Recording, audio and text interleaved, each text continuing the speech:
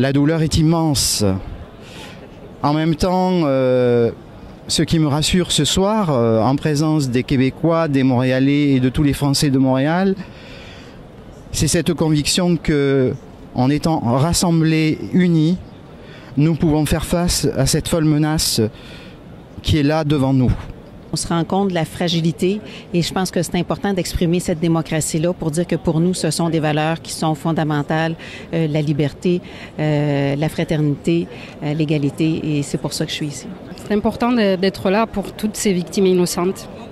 Important de dire qu'on reste debout aussi et qu'on est là, on va résister, quoi qu'il en soit. On constate au fil du temps aussi que nos amis québécois sont toujours présents pour soutenir la France.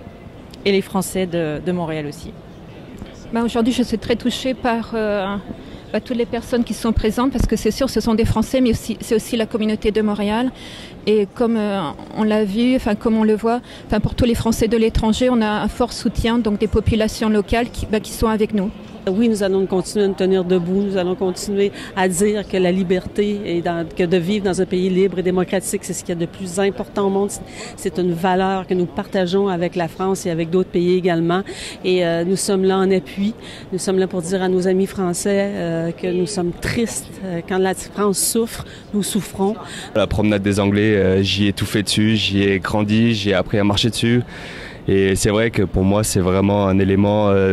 La prom, c'est toute ma vie, là. Et c'est certain que là, le fait de voir ça, ça me désole, puis ça me fait vraiment du mal, quoi. Pour tous les deux, là, on est des histoires. Et que, en tout cas, pour moi, c'était important d'honorer la mémoire de ceux qui sont morts et de montrer notre solidarité, notre attachement avec notre pays. Et de dire qu'on est là. Même à 6000 km, on est là et on est triste pareil.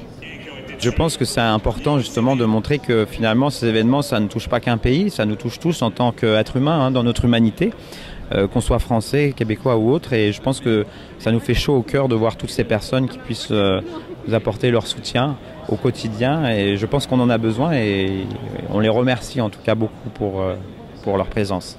Mais si on avait à décrire l'exact opposé de ce que les radicaux islamistes veulent construire, c'est la France qu'on décrirait.